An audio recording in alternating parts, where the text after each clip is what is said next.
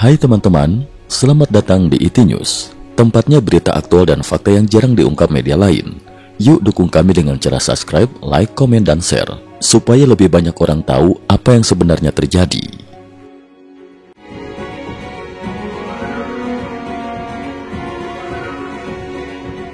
Salam pemirsa. Washington 18 Agustus 2025, Presiden Amerika Serikat Donald Trump dijadwalkan bertemu dengan Presiden Ukraina Volodymyr Zelensky serta sejumlah pemimpin Eropa di Gedung Putih untuk membahas masa depan perdamaian Ukraina.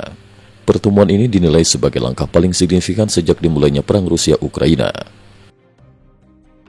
Kesepakatan keamanan kolektif yang mirip NATO.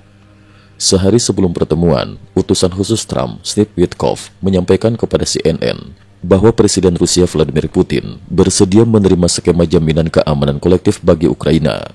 Skema ini mirip dengan pasal 5 NATO yang menekankan prinsip pertahanan bersama. Menurut Witkoff, mekanisme tersebut akan melibatkan Amerika Serikat serta negara-negara Eropa sehingga memberikan perlindungan strategis bagi Ukraina. Presiden Komisi Eropa, Ursula von der Leyen dipastikan hadir mendampingi Zelensky.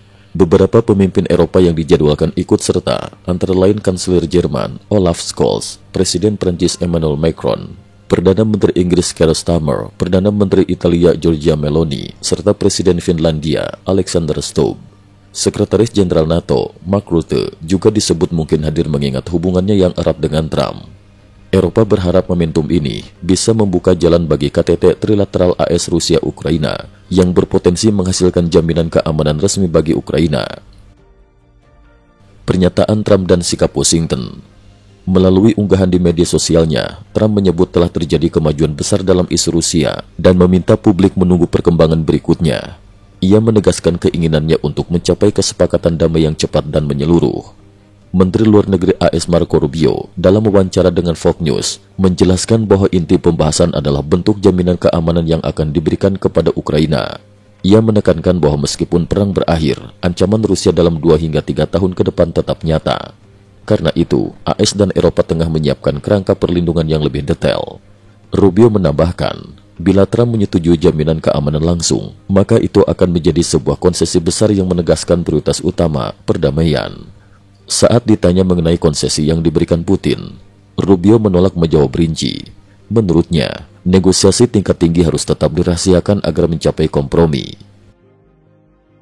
Kemungkinan arah perundingan. Sumber CNN mengungkapkan bahwa dalam KTT Alaska sebelumnya, Putin memberikan beberapa konsesi penting, antara lain, kesediaan menerima skema keamanan kolektif bagi Ukraina dengan keterlibatan AS. Komitmen menandatangani undang-undang Rusia yang menjamin tidak akan melanggar kedaulatan Ukraina maupun negara Eropa lain jika perjanjian damai tercapai. Pelunakan sikap terkait wilayah dengan bersedia bernegosiasi berdasarkan garis depan militer saat ini, bukan batas administratif resmi. Langkah ini dipandang sebagai sinyal positif, meskipun masih banyak detail yang perlu dibahas terkait jaminan jangka panjang. Rubio menegaskan bahwa baik Rusia maupun Ukraina harus sama-sama berkorban karena tidak mungkin ada pihak yang sepenuhnya menang. Sorotan publik, Putin dan spekulasi kesehatan. Meskipun belum ada kesepakatan gencatan senjata, sorotan media justru tertuju pada kondisi Presiden Putin. Harian Inggris Daily Mail melaporkan bahwa saat berdiri di samping Trump, Putin beberapa kali terlihat menekuk lutut secara tidak wajar dan kaki kirinya sering terangkat. Media Ukraina bahkan berspekulasi bahwa Putin mungkin menggunakan alat bantu mekanis tersembunyi di balik celananya. Ketika menghadiri upacara peletakan karangan bunga di Fort Richardson Memorial Cemetery, Putin juga kembali menunjukkan gerakan lutut yang janggal.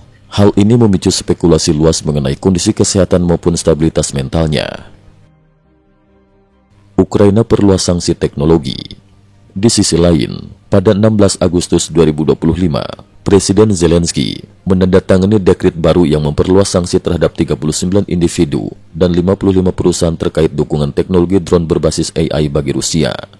Daftar sanksi mencakup 43 perusahaan Rusia, 10 perusahaan Tiongkok, dan 2 perusahaan Belarus. Beberapa nama perusahaan yang tercantum antara lain Zhejiang Liansing Machinery dan Harbin Pinau Technology. Kebijakan ini bertujuan untuk memutus rantai pasok teknologi penting yang digunakan Rusia dalam perang.